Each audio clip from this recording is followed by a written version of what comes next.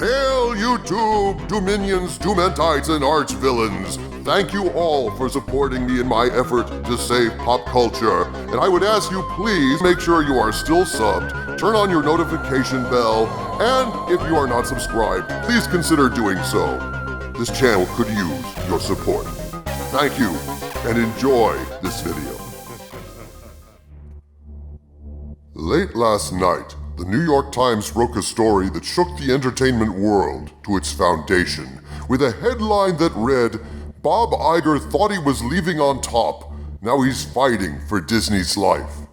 Famously, only a few months ago, Bob Iger, the powerful and accomplished CEO of Walt Disney, announced he was stepping down as CEO immediately and would be replaced by Bob Chapek, the head of the Disney Parks and Cruise division.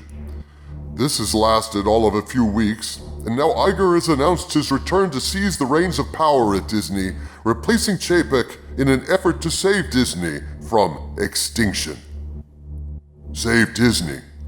Are you kidding, Doomcock? Save one of the biggest companies on the planet? Surely you jest, you're saying. Disney recently acquired Fox after acquiring Star Wars, after acquiring Marvel. Disney is a juggernaut, an unstoppable entertainment machine.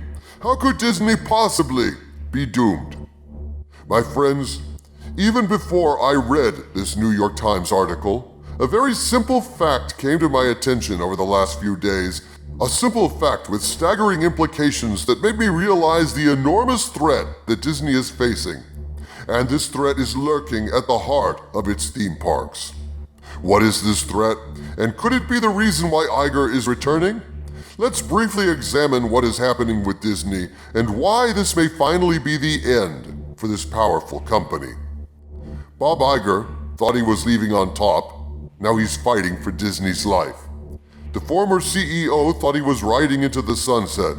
Now he's reasserting control and reimagining Disney as a company with fewer employees and more thermometers.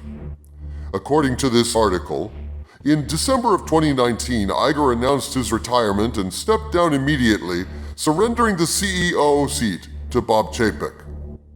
This was at the start of the contagion that has placed the world under effective quarantine, and even after Disney was forced to shut down its Shanghai Disney park, quote, Mr. Iger and the board stuck with their plan, agreeing that he would step back to become executive chairman and that the low-profile head of the parks and cruise business, Bob Chapek, would take over immediately as chief executive. They finalized this agreement even as the stock market began to shudder, and on February 25th, they shocked Hollywood with the news that Mr. Iger's 15-year run had ended. This seemingly abrupt announcement prompted intense speculation about the reasons for Mr. Iger's exit. Sex or health? One media executive who knows him texted another that night. 2 weeks later, a different question emerged. Had Mr. Iger, with his deep ties to China and legendary timing, seen this event about to devastate his global realm? Did he get out just in time? People close to Mr. Iger and the company said in interviews that the real question wasn't whether he saw the crisis coming, but whether his focus on burnishing his own legacy and assuring a smooth succession left him distracted as the threats to the business grew. No big media company is more dependent on its customers' social and physical proximity than Disney, with its theme parks and cruise lines. Few have been hit harder by the pandemic. This is the key to understanding just how deeply impacted Disney really is, and why the implications of what I recently learned sent a chill down my spine when I contemplated Disney's future. As big as the Disney film division is, at its heart, Disney makes an outsized amount of its revenue on theme parks and cruise ships. Obviously, having to shut down parks due to the current crisis and the inability of people to safely congregate in large numbers is a massive blow to Disney's income. But even worse than this is the prospect that even if people were able to safely congregate again tomorrow, there's a potentially grave issue at the heart of the Disney Park organization that could extend their closure for an indefinite period under the best of circumstances. The New York Times continues, the shift from on-screen entertainment into in-person experiences helped Disney become the biggest media company in the world. But those businesses have been impossible to protect from the pandemic. The company's largest division brought in more than $26 billion in the year ending last June by extending its brands to cruise ships and theme parks. Those are all shuttered now. It has 3 new cruise ships under construction in Germany, their futures unclear. The jewel in its second largest division, television, is ESPN, which in a sportsless world is now broadcasting athletes playing video games. The third group, Studio, had expected to bring in most of its revenue from movie openings in theaters, which are now closed. This all means the company is losing as much as $30 million or more a day, the media industry analyst Hal Vogel estimated in an interview. The company borrowed $6 billion at the end of March, a sign both of its desperate plight and the lender's confidence that it could rebound. In an emergency like this, Mr. Iger said he had no choice but to abandon his plan to pull back. The company employed 223,000 as of last summer and won't say how many workers are furloughed, but the numbers are huge. It includes more than 30,000 workers in the California resort business alone, according to the president of Workers United Local 50 that represents some of those workers, Chris Duarte. Another 43,000 workers in Florida will be furloughed, the company confirmed on Sunday. All the workers will keep their benefits, but their last paychecks come April 19th. Iger now faces the daunting task of imagining a future for Disney parks, where such measures as taking the temperature of guests may be needed to inspire the confidence of guests to return to the parks and cruises. Well, the idea of everyone having to bend over and have Nurse Mickey stick a thermometer up their asses so they can get their approved armband may not be an appealing way to start a family vacation. And of course, they may not use rectal thermometers, though it is not only the most accurate procedure, but also the funniest one to think about in the happiest place on earth, which is why I mentioned it. But if the choice is taking temperatures or Disney dying, bend over, Timmy. The mouse needs to know if your park admission worthy. Oh, if only it was that simple. However, the real issue may not lie in Disney's stars, but in their motors. A source of mine sent in an observation that chilled me to the core as the implications of what this source was telling me sank in.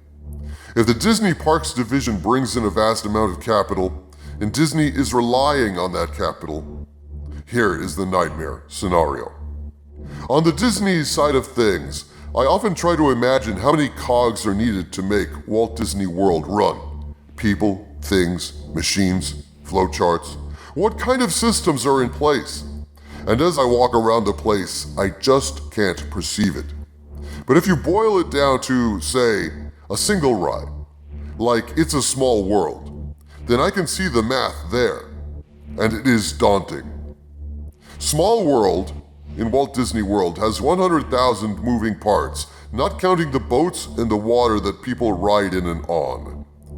All those motors are electrical. And once you turn off an electric motor, particularly if you let one sit for, say, a month or two, there is no guarantee that it will just start working again. So if Disney opens up on, say, June 1st, how many people will it take to just get the Small World ride back up and running? And I'm not considering the boats and the water pumps, just the little things that move in that ride, the dolls and fake animals. Now multiply that number by 1,000 for the other rides, attractions, eateries, and hotels. I truly can't see how they do it. Shanghai Disney has been shuttered for over 2 months with no opening date announced. I think at some point a decision will come to perhaps shutter it if it goes on much longer. And there you have it, my friends, the little electric motor that maybe couldn't. The Disney parks have never been shut down for an extended period before. The attractions at these parks require a great deal of maintenance, and the complexity of the entire operation is staggering. Even after this crisis ends, and it could still be months yet, what will the state of the attractions be? Anything powered with an electric motor in the Disney parks may require special attention to get back up and running. and the odds for that increase with every day that the parks remain closed.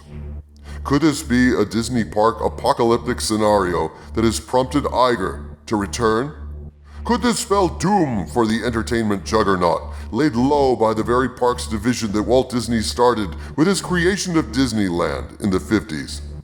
Aside from issues of social distancing and forced checking of temperatures at the gates, the more fundamental issue is, will the gates even operate if they're powered by electric motors? If not, how long will it take, with how many technicians, and at what cost, to get the park attractions humming again? Famously, Disney could not work out the kinks in their new Star Wars Galaxy's Edge ride, and there was nothing wrong with those motors. It was just finicky. How bad this situation will be and how it will impact Disney's bottom line remains to be seen, but ultimately, the real story here is the mightiest entertainment company on Earth is now faced with the possibility of extinction.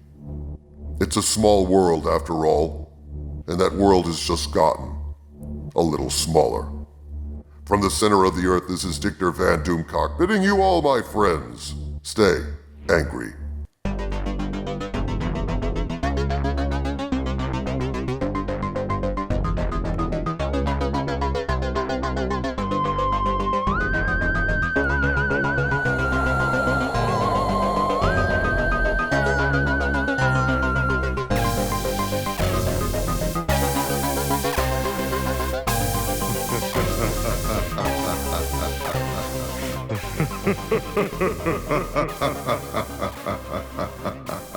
Ha ha ha ha ha.